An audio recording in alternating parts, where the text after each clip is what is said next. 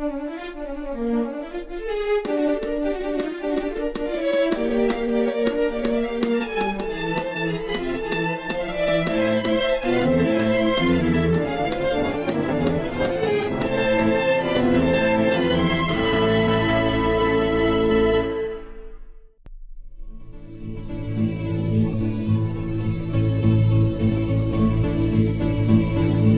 canal se hace con el sacrificio de todos, y para poder seguir llevando nuestros mensajes liberadores, necesitamos de tu ayuda. Sé nuestro Patreon.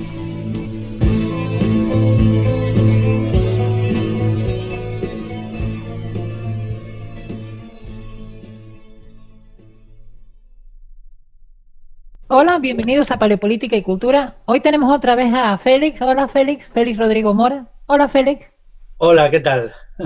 Gran maestro, autodidacta y escritor de un montón de libros, 28, no más. ¿Cuántos eran, Félix? No pierdo la cuenta con los libros. Creo que son 28, sí.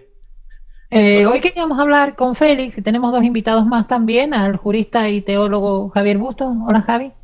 Hola, buenas noches a todos. Y al estudiante de filología, Enrique Fernández. Hola Enrique.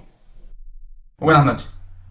Hoy vamos a hablar con Félix el tema central, yo creo, del debate de hoy va a ser la administración del miedo y la política.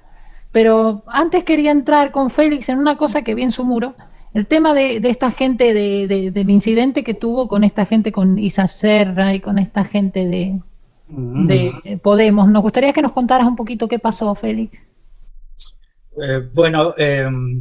Como sabéis aquí, pues hay una política sanitaria que se caracteriza por su extrema tendencia a meter miedo, lo que ha hecho de España pues el país con más muertes y en una situación peor respecto al coronavirus. Entonces, pues el día 16 de este mes se convocó una manifestación en favor de las libertades individuales y contra la obligatoriedad de llevar la mascarilla a la que llamamos bozal, ¿no? Yo participé en el equipo organizador en una reunión online que hubo para hacer este asunto y esto fue hace ya un mes, creo, y se hizo. La asistencia del público fue bastante buena, teniendo en cuenta que se hace en Madrid en el mes de agosto, cuando Madrid está relativamente desocupado de gente por las vacaciones. Entonces, pues inmediatamente surge pues este partido que está en el gobierno a decir cosas venenosas y horribles según su estilo. Su estilo no es nunca hacer debates. Es decir, ellos, como cualquiera, tienen derecho, si no están de acuerdo con algo, a argumentar en contra de eso. Pero no hacen nunca eso, ¿no? A mí ya me llevan atacando y persiguiendo 8 años y siempre lo hacen respecto al mismo patrón, que es los insultos, las agresiones, las amenazas, el decir vosotros sois tal, vosotros sois cual. O sea, toda una cuestión que busca meter el miedo. El miedo en la política son los procedimientos del fascismo. Incluso, pues, con su política de los scratches, estos, de la violencia en la calle, que yo la he sufrido varias veces en su cargo, ¿no? Y entonces ya, pues, eso me cansó, ¿no? Y les contesté como se merecen, ¿no? En Facebook sobre todo. Pero bueno, ellos como no tienen argumentos, son una fuerza política muy empobrecida desde siempre, puesto que ellos provienen de la escuela stalinista, ellos son stalinistas, por lo tanto fascistas, pues siempre acuden al uso de la violencia y de la fuerza. Claro, es que también se ve que esto del miedo es una cosa que se está utilizando mucho en política ahora, ¿no? Como que han descubierto una forma de demagogia que vende, ¿no? Que con este tema del virus parece que ha hecho buen negocio la demagogia, ¿no? Voy a dejarle una pregunta ahora para Javier, si quieres preguntarle algo a Félix. Bueno, a ver, yo tengo muy mala opinión de ese partido en concreto porque no es nada democrático, pero tampoco es nada legalista, porque lo que critica lo hace. Entonces, es un partido que durante mucho tiempo ha manifestado, digamos así, o ha legitimado el uso de la violencia, y ahora que está en las instituciones parece que no, que cualquier opinión en contra sí que asumen ellos como que es violencia, como que es delito de odio, ¿no? Ellos no, ellos te pueden insultar, te pueden hacer scratches, pero tú en el momento, o cualquier persona, en el momento en que cuestiona cualquier planteamiento suyo, se convierte en fascista, ¿no? Directamente es la extrema derecha.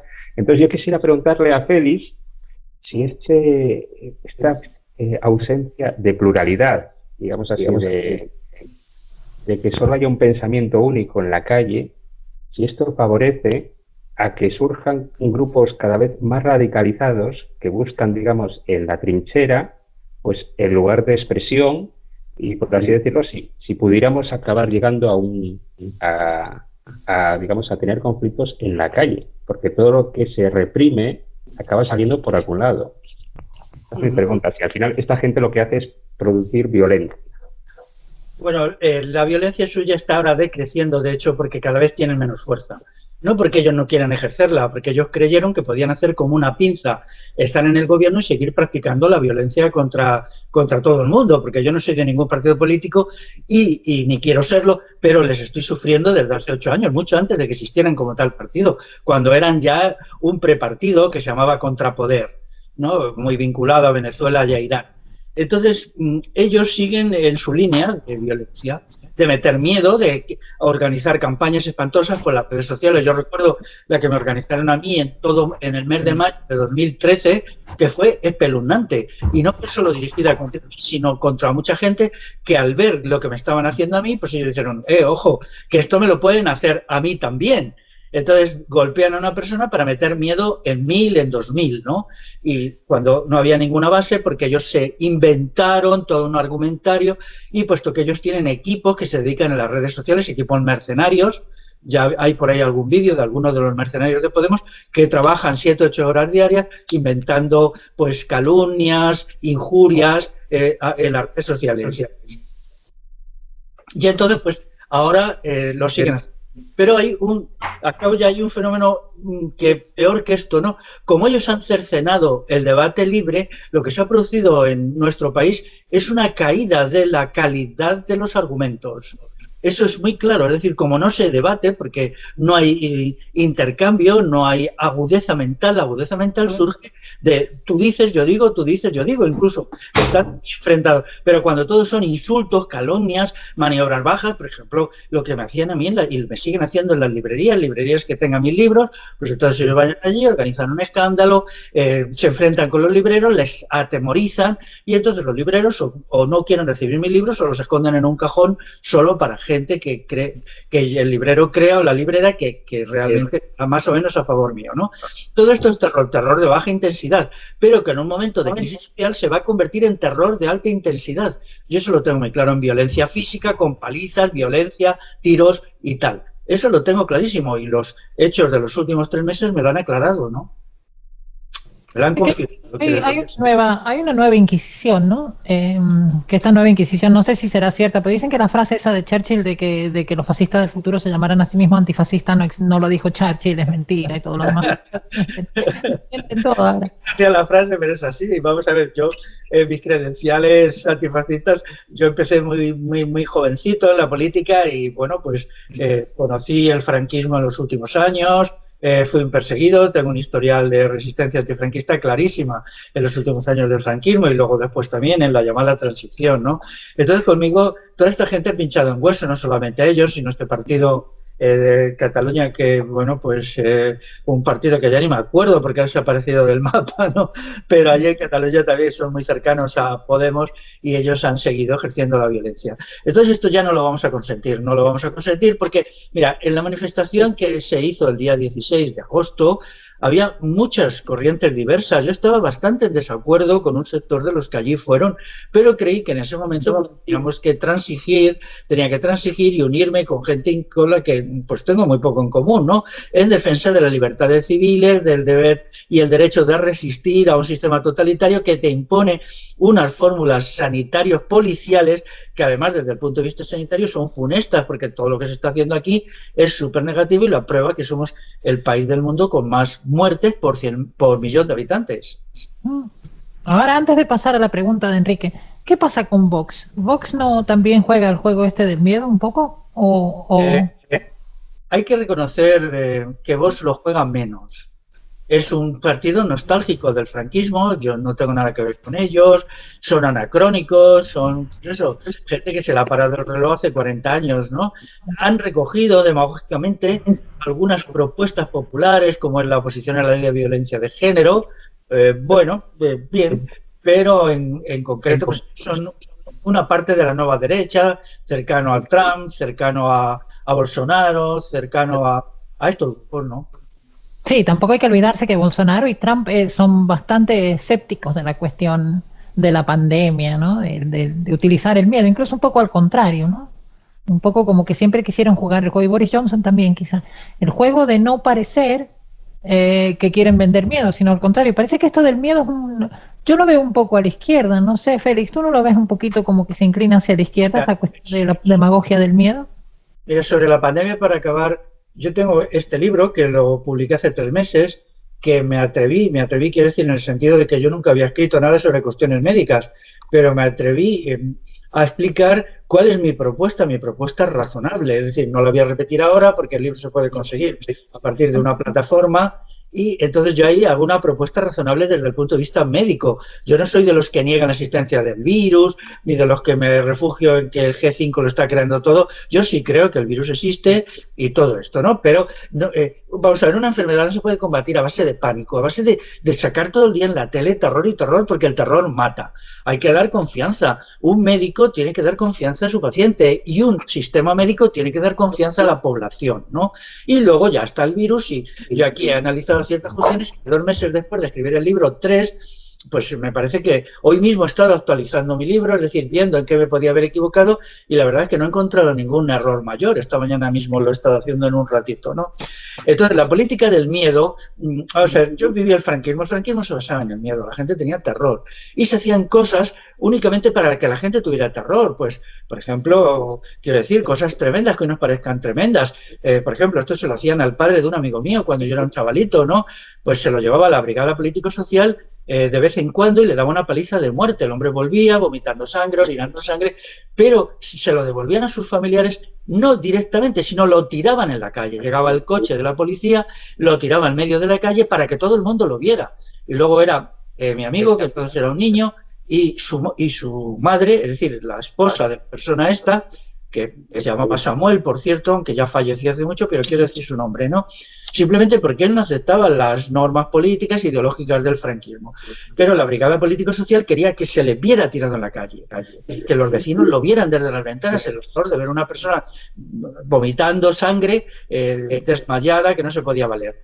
Entonces, claro, ahora los procedimientos no son tan así, tan explícitos, pero a veces a través de las redes sociales, bueno, os diré algo, yo he ido no hace tanto, 2 años y medio en acto público, y he observado con gente que siendo incluso a veces amigos míos, no querían aparecer a mi lado por si se desencadenaba una ola de fanáticos que llegan allí y te empiezan a insultar, te empiezan a amenazar, te empiezan a intentar acorralar, ¿no? Recuerdo, me lo hicieron en Barcelona, me lo hicieron en el País Vasco, en Getaria, y entonces esto, bueno, en Zaragoza, lo de Zaragoza ya fue tremendo hace años, ¿no? Y entonces esa política del miedo no va dirigida a mí, porque a mí miedo no me meten. Es decir, ellos lo saben perfectamente, pero sí meten miedo a mi entorno. Hay muchísima gente que de otra manera podría colaborar conmigo. Luego me escriben y me dicen, nos gustaría traerte a mi barrio, a mi pueblo, a un acto, a un debate, a una charla, tal, pero nos da miedo. O incluso estas cosas como las que estamos haciendo ahora, pues tienen miedo que les caiga de encima desde las redes sociales una serie de insultos, de calumnias que a veces aíslan, ¿no? Ahora ya no se atreven a hacerlo porque yo he contraatacado de una forma bastante violenta, tengo que reconocerlo, lanzando sobre ellos acusaciones muy fuertes que yo sé que son verdad, pero he visto que ellos están tan fanatizados y son tan brutales que solamente temen a estas acusaciones que reconozco que yo les he hecho que son brutales, pero no las hago por mí, pero sí por la gente de mi entorno. Yo he visto cómo han machacado y han pateado a personas hasta que las han hundido en una depresión y en algún caso incluso estas personas han acabado en el hospital porque la depresión lleva a enfermedades. Eso a mí no me lo hacen porque a mí no me impresiona lo que hagan. Pero cuando he visto a personas, a veces muy jóvenes, cómo las han triturado por una campaña de terrorismo informático mantenido durante semanas, pues he dicho, por aquí no paso. Y entonces he tenido que intervenir. Pero bueno, el miedo es un sistema de control muy potente, de los más potentes y de los más eficaces. Y lo curioso es que ahora viene del lado del progresismo, ¿no? Del tan llamado progresismo. Bueno, aquí ahora mismo se le están cayendo mucho porque, vamos a ver, ellos son un partido realmente stalinista, ellos surgen del Partido Comunista, el mismo dirigente de Podemos, Pablo Iglesias, es de las Juventudes Comunistas, es un partido que está en plena liquidación porque toda la política que ellos hacen ha sido terrible, ¿no? Ya no se atreven aparecer como Partido Comunista de España, se crearon esto de Izquierda Unida, ¿no? Pero yo sí creo que tiene que hacerse un juicio público sobre el Partido Comunista y sobre sus continuaciones. Igual que se hizo con los nazis, el famoso tribunal de Nuremberg en el año 45-47, que se juzgó con las garantías legales correspondientes a los dirigentes nazis, o lo que se hizo luego en los juicios de Tokio para juzgar a los militaristas japoneses en los años también 46-48, ¿no? Yo quiero que aquí se haga algo así. No se pudo hacer con los torturadores del franquismo, con la gente que había hecho muchísimo dinero y muchísimos negocios con el franquismo, no se pudo hacer precisamente porque el Partido Comunista se opuso, porque al final del franquismo fue el Partido Comunista el que defendió a los franquistas, ¿no? Y el sector que queríamos que se esclareciera dos cosas: primero, los casos de tortura, los casos de asesinatos y los casos de enriquecimiento ilícito. Eso no se puede hacer. Pero ahora yo creo que lo lograremos, porque hay que decir que Unidas Podemos está en plena desintegración. A mí no me importa que me insulten. Yo considero que el insulto es una parte de la libertad de expresión, pero lo que no puedo aceptar es que con actos metan miedo a la gente, o gente que se vea coaccionada, que yo vea el miedo en la cara de la gente, porque me dicen, sí, nos gustaría traerte a nuestro barrio, a una tertulia, a lo mejor que solo van a ir 10 personas, que yo voy a todas con mucho gusto, pero ¿qué pasa luego? ¿Qué nos van a hacer? Yo eso no lo acepto en absoluto, porque viola el principio fundamental de la libertad de conciencia y la libertad de expresión, claro. Sí, pareciera que esta gente disfruta del miedo, ¿no? Enrique, ¿por qué no? Pregúntale tú ahora, tu turno de preguntarle a Félix. Sí, en relación a lo que se ha dicho, quería preguntar, o sea, ¿qué estigma han empleado contra ti? ¿Cuál es el motivo por qué han cargado? Es decir, ¿cuál era la etiqueta que te ponían? Porque este partido en concreto, tanto como otros partidos, tiran mucho de estigma. Entonces quería saber cuál era el motivo central por el que esta gente cargaba contra ti. Pues el elemento principal fue mi interpretación de la política y mis críticas al Partido Comunista. En la transición y ya antes, ellos en el periodo del Frente Popular, antes de empezar la Guerra Civil, fueron una parte muy importante de quienes reprimieron los movimientos comunales del campesinado en los diversos pueblos del Estado español. Y eso se había olvidado completamente y fui yo quien lo saqué en algún artículo. Entonces, como las bases de Izquierda Unida se hicieron eco en alguna parte, por ejemplo en Zaragoza, se hicieron eco de mis propuestas. Entonces, cuando un sector de las bases simpatizó con mi libro La democracia, el triunfo del Estado, ellos lo que hicieron no es entrar en polémica con el libro, que eso hubiera sido legítimo, todo el mundo tiene derecho a decir lo que piensen, sino lanzar sobre mí una serie de acusaciones terroríficas. Pues, ¿cuál era la primera? Pues la primera era fascista, claro. Es muy difícil acusarme a mí de fascista cuando yo tengo una trayectoria limpísima en ese terreno, con muchas agresiones también de la extrema derecha, los neonazis. Yo he participado en varias peleas con neonazis y con heridos y tal, ¿no? O sea, bueno, en mi vida siempre ha habido una violencia que yo he recibido, pero a veces también me he sabido defender, ¿no? Entonces, la primera fue ese. Luego, en segundo lugar, cuando yo me opuse al feminismo que ellos proponen, con mi libro Feminicidio, Autoconstrucción de la Mujer, eso se desencadenó. Dicen que el libro mío, yo nunca lo he mirado, pero hay gente que me lo ha dicho, que el libro este, Feminicidio, Autoconstrucción de la Mujer, que yo soy coautor, es el libro que tiene más críticas, las críticas son legítimas, pero no los insultos, las agresiones en Internet, respecto a lo que llamamos España, ¿no? Y luego, pues como yo tampoco estaba de acuerdo con la política que ellos defienden respecto al racismo, mi criterio es otro, entonces ellos iban acumulando adjetivos, calificativos y tal. Ahora ya no se atreven, en los últimos 2 años ya no, porque ellos están en desintegración, cada vez hay más gente que está en desintegración, pero estas han sido las acusaciones principales. Ahora, me hizo gracia porque el otro día cuando dijiste, las llamaste fascistas, muchos fascistas se ofendieron, dijeron, les pareció un insulto que los compares con esa gente, ¿no? Claro, el fascismo no es... La gente hoy, el fascismo resulta derrotado, el fascismo de derecha es la Segunda Guerra Mundial, ¿no? Con lo cual, claro, solo grupos muy marginales se declaran a sí mismos como fascistas o nazis, porque nadie quiere estar con los perdedores. Pero fascista no es quien se declara fascista, sino quien lo es. Entonces, el meollo del fascismo está alrededor de la libertad de expresión y la libertad de conciencia.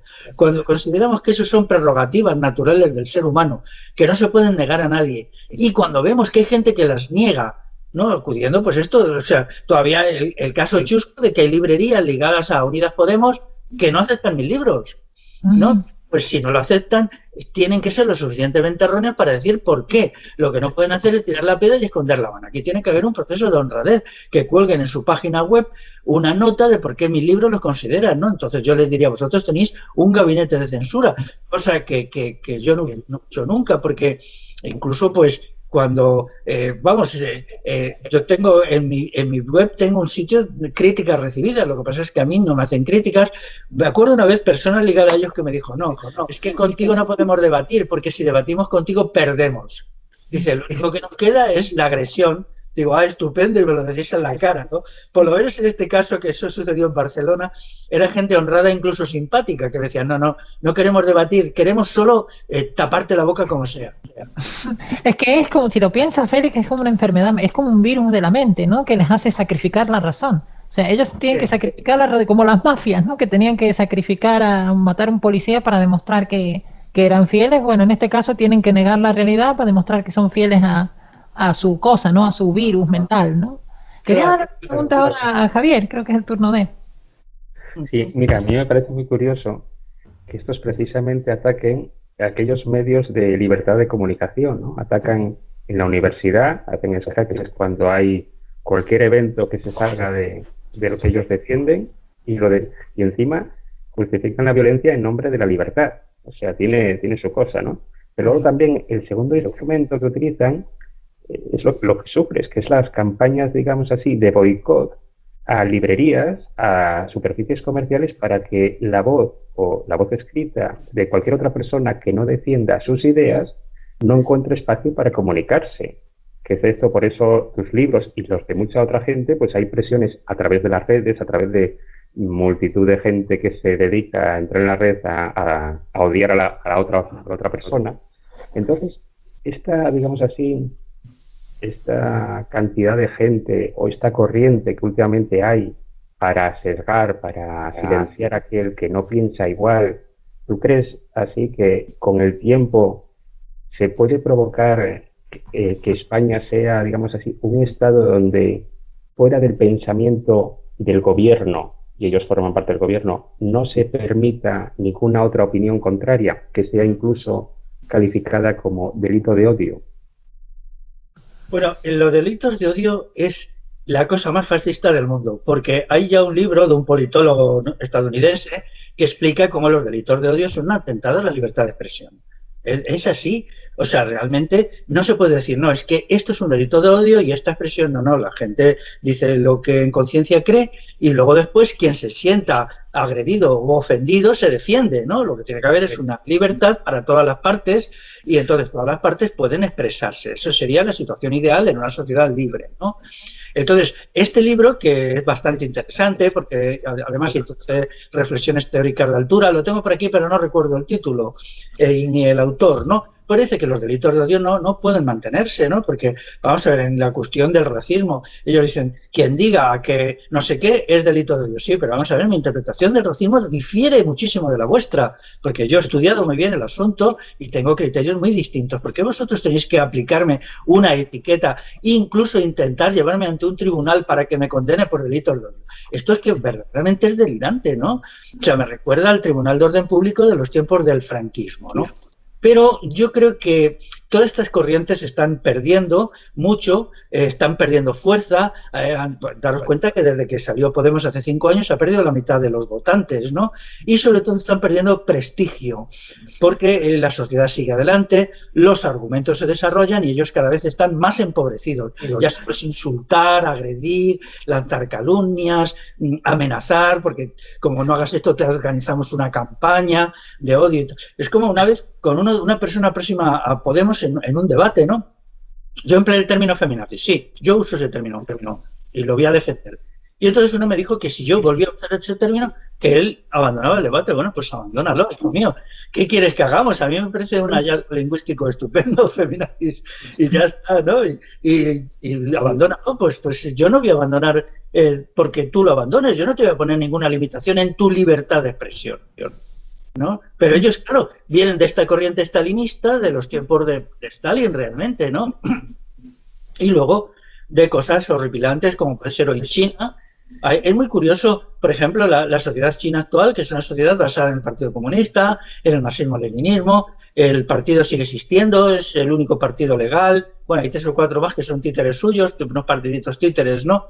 Pero claro, cuando les dices que ellos intentan poner un sistema totalitario similar al de China, encima se ofenden. Pero vamos a ver, ¿cómo os podéis ofender si vosotros defendéis el marxismo, aunque sea vergonzantemente, y China también? O sea, es que ellos se ofenden por todo. No puedes decirles nada, ¿no? Porque inmediatamente, claro, tienen la piel muy fina cuando ellos han hecho cosas brutales, ¿no? Una de las cosas que yo quiero hacer es que personas a las que ellos han triturado, ya digo, incluso en algún caso, hundiéndoles en problemas psíquicos graves, pues que digan su experiencia, salgan a la luz, cuenten lo que les hicieron, ¿no? Como campañas persistentes de semanas y semanas y tal, ¿no? Pero eso es en el pasado, ¿no? Pero sobre todo insisto en que eso es, vamos a ver, España, o lo que llaman España, es un país muy empobrecido intelectualmente, mucho, mucho, mucho. Es decir, lo que se publica es de muy mala calidad, los vídeos son muy pobretones, y es debido a esto, cuando se establece un régimen de terror, cuando la libertad de expresión se conculca de facto, pues ¿qué pasa? Que la calidad de lo producido intelectualmente baja. Por eso, quienes nos negamos a hacer políticas represivas, ganamos, porque si no estamos de acuerdo con algo, nos pasamos el día razonando cómo refutarlo. Y en ese esfuerzo lo que hacemos es elevar nuestro nivel, es decir, a ver cómo se puede refutar esto, qué libros voy a leer, qué voy a pensar, y a veces estás meses y meses y te dices, ya sé, como ya tengo un esquema. Y entonces de ahí surge la creatividad intelectual. Pero si lo único que haces es cuando a alguien no te gusta darle un puñetazo, pues entonces no te desarrollas intelectualmente. Ellos son víctimas de sus propias tropelías. Y ahora cuando hablan ya es patético, es que no son... Mira, hay otro hecho que demuestra hasta qué punto son totalitarios y delirantes, que es, ellos han tenido un montón de decisiones, muchas, ¿no? Pero entonces se supone que si hay un partido o una asociación y hay dos ideas enfrentadas, ambas partes exponen por escrito o bueno, por algún sistema audiovisual también, podía valer un vídeo, los argumentos propios refutando al contrario. No hay ni una sola vez en que eso se haya hecho en Podemos, nunca. Eso es una demostración, es como lo que hacía Stalin. Stalin todavía al principio hacía una parodia de debate, unos decían, no, al final ya en los últimos años de la vida de Stalin se agarraba, se les mandaba a Beria a la policía política y se les fusilaba, ¿no? Entonces aquí, ¿qué nivel de empobrecimiento? Por ejemplo, el conflicto entre Pablo Iglesias y Errejón. Yo me he quedado con las ganas de saber cuáles son las posiciones de Iglesias y cuáles son las posiciones de Errejón para poder tener un documento que sea un documento chiquitito, ¿no? Diga una extensión, 2 o 3 páginas. No ha sucedido. Entonces eso es lo que lleva a convertir el país en un erial intelectual. Y eso sí lo han logrado, por desgracia. Porque han cerrado las bocas de la gente y, por lo tanto, la inteligencia de la gente con sus métodos terroristas. Y eso, vamos, por ejemplo, lo que decías de la universidad. Por ejemplo, grupos feminazis que tienen controladas las universidades. Yo ya no lo aguanto más, ¿eh? Vamos a ir a ciertos, el próximo curso, y si no al siguiente, a ciertas facultades y vamos a ganar la libertad de expresión contra esas bandas fascistas. Y vamos a decir, se acabó el monopolio del terror que tenéis aquí establecido. Y si hace falta, vamos a practicar la autodefensa física. Y yo llamo a quienes nos vean a hacerlo, pero no para implantar las ideas nuestras, que yo no tengo unas ideas muy definidas tampoco, porque me baso en muchos autores y tal. Es decir, de ahora en adelante, los carteles que se pongan en la universidad van a ser de todas las tendencias, de todas, y nadie se va a atrever a arrancar ningún cartel. Ya está. Y vosotras, feminazis, tendréis vuestro sitio y pondréis vuestro cartel, pero no podéis arrancar los carteles de los demás e ir a agredir violentamente, a veces físicamente. Quiero decir que esto no son tonterías. Por ejemplo, en mayo pasado, me parece que fue, o cuando fue, o en noviembre pasado, en Galicia, una banda feminazi de estas acorraló a un grupo de chicos jóvenes y les empezó a palear y a golpear, les encerró en una nave industrial abandonada y les hizo allí como una especie de juicio horripilante, ¿no? De juicio estalinista, y les golpeó, les escupió y tal. Hay muchos casos de violencia física, hay otro muy famoso también que se rodó con un vídeo de teléfono, y estas cosas son indignantes. La lucha por la libertad es una cuestión no solamente de ideas, a veces también hay que dar un paso más y decir, no, se acabó esta historia, no vais a seguir aterrorizando a la gente. Ahora, ¿por qué? Lo gracioso de esto es que esta gente de Podemos y toda esta gente se han calmado. No sé si ha pasado lo mismo en España. Aquí en Chile, por ejemplo, eran todo un caos la izquierda hasta que surgió lo del virus. Y ahí como que se aliaron con el tema del miedo, ¿no? Parece que hay como una unión o como un aprovechamiento por parte de, ¿no lo ves así, Félix? Por parte de estos sectores de izquierda así moderna por aprovecharse del miedo del virus, ¿no? Claro, por supuesto, ellos es que su mentalidad está basada en el miedo. Es decir, ellos, por ejemplo, tienen una antropología pesimista. Eso quizás Javier siga lo que voy a decir, ¿no? La antropología pesimista es una antropología del ser humano como absolutamente perverso, ¿no? Como una criatura diabólica. Yo no digo que el ser humano sea bueno, es una mezcla de bien y de mal, ¿no? Que hay un conflicto interior en el cual se va desarrollando, hay una lucha permanente por el bien dentro de uno mismo, pero que uno la puede desarrollar, ¿no? Y entonces, pero ellos no, tienen una idea absolutamente pesimista. Cuando oyes las poquísimas cosas que escriben, que no sea una colección de amenazas y de insultos, entonces ellos tienen una idea terrible, ¿no? Es la misma idea de todos los totalitarismos. El ser humano es perverso, es vago, es negativo, es destructivo. Entonces solo se le puede manejar por la violencia. La violencia, la coacción, leyes cada vez más represivas, en vez de nosotros, que sin hacernos una imagen idílica del ser humano, creemos que el ser humano se puede mejorar a través del debate, a través de la reflexión moral, a través de la convivencia con los otros, la crítica constructiva, todos estos mecanismos que son de siempre en la sociedad, ¿no? Y que han permitido a las sociedades mejorarse y a las personas mejorarse. Ellos no. Ellos creen que solo hay que llegar allí. Por ejemplo, el problema esto de ciertos feminismos que todo lo resuelven llamando a la policía. Vamos a ver. No se puede vivir de llamar a la policía. Hay que dialogar, hay que intentar persuadir, hay que buscar las raíces estructurales de los problemas, ¿no? E intentar ir con toda una serie de medidas que nos permitan irnos mejorando. Ya sabemos que el ser humano nunca es perfecto y nunca será perfecto, pero sí es mejorable, ¿no? Y no solamente, con este pesimismo tan negativo que hay que acudir, pues yo que sé, a textos terroríficos, por ejemplo, de Nietzsche, ¿no? Donde Nietzsche se plantea que él es el bien y todos los demás son el mal, y a todos los demás hay que darles estopa y partirles la cara, poco menos, ¿no? De ahí que fuera el ideólogo principal de los nazis, ¿no? Entonces nosotros no queremos eso, ¿no? Para nosotros hay además un ideal que es la libertad individual, la libertad del individuo que es soberano sobre sí mismo. Y eso siempre, incluso en la gente que pueda parecer como más agresiva y más perversa, siempre hay que darle una garantía de que se les va a tratar como seres humanos y no como malvados diablos y cosas así, porque los seres humanos no somos dioses, pero tampoco somos diablos. Hay una mezcla compleja, ¿no? Antes de darle la pregunta, Enrique, fíjate qué curioso esto de que cómo el Leviatán, el estatismo necesita el Leviatán, ¿no? O sea, se justifica el Leviatán, justifican el estado presente, firme, violento, opresivo a través del miedo. Es una simbiosis, ¿no? O sea, yo creo el miedo para poder justificar el estado. Claro, tu citación de Hobbes, la teoría del Leviatán, ¿no? Dice, él es la versión de Hobbes, no sé, mira, lo has dicho perfectamente, mucho mejor que yo. Hobbes los seres humanos son malos, son agresivos, son violentos, y necesitamos una fuerza represiva muy potente que impida las agresiones mutuas. Esto no es así, ¿no? Porque es verdad que los seres humanos hay una tendencia a hacer negatividades, pero también hay una tendencia a hacer cosas positivas y útiles, a llevarse bien con sus semejantes, a dialogar con ellos. Están los sistemas de ayuda mutua, de cooperación voluntaria, que lo estamos viviendo todos los días. Todas las personas, que sean de la ideología que sean, pues hacemos constantemente actos de bien moral diarios, ¿no? Desde pequeños a grandes, ¿no? A veces lo hacemos pequeños, pero otras veces también grandes, y incluso a veces pagando un precio alto, ¿no?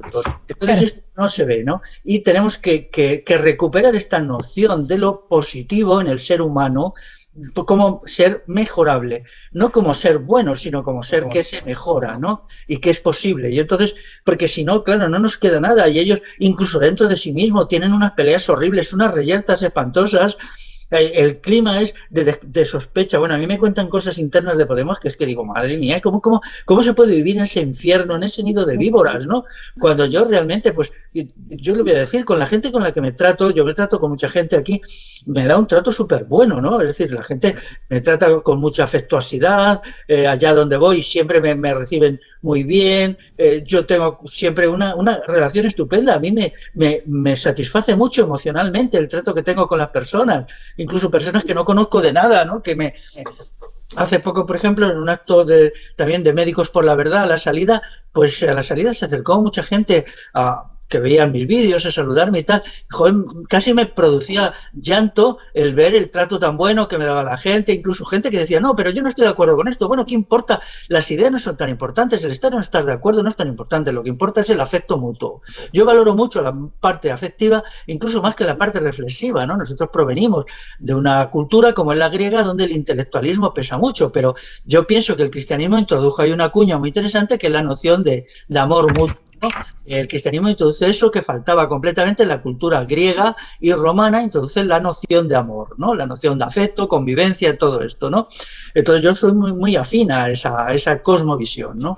Y entonces cuando me trato con ellos ya las pocas veces y vienen otra vez con sus triquiñuelas, con su violencia, con su desconfianza, siempre están calculando en plan maquiavélico a ver qué tienen que hacer para que el otro no les dé un navajazo y ellos dárselo antes. Bueno, no sé, realmente todos acaban muy mal psíquicamente. Bueno, es el fenómeno, cuando se estudia a fondo lo que pasaba en los tiempos de Stalin era lo mismo, ¿no? La gente se mataba entre sí preventivamente, ¿no? La banda de Beria mataba a otros preventivamente porque pensaba que los otros si no le iban a matar a ellos.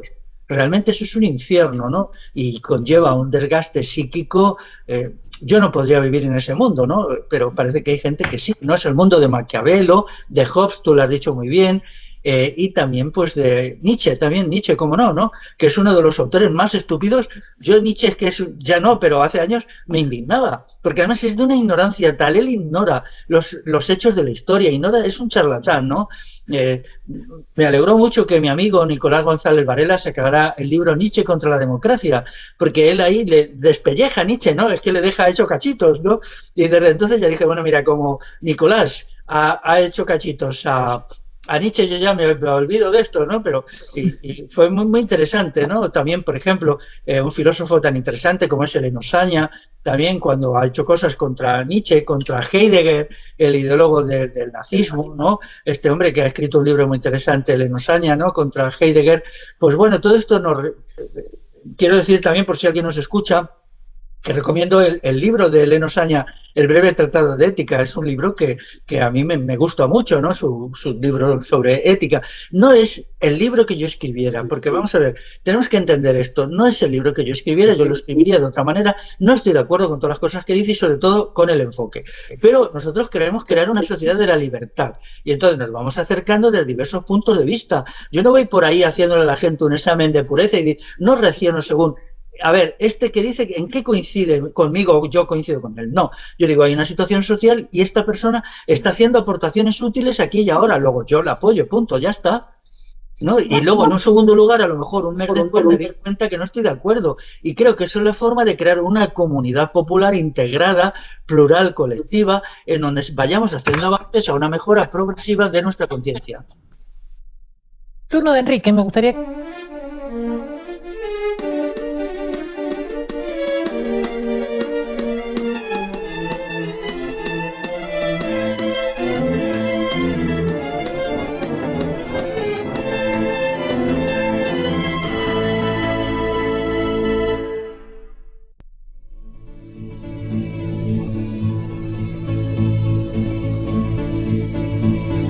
Este canal se hace con el sacrificio de todos, y para poder seguir llevando nuestros mensajes liberadores necesitamos de tu ayuda.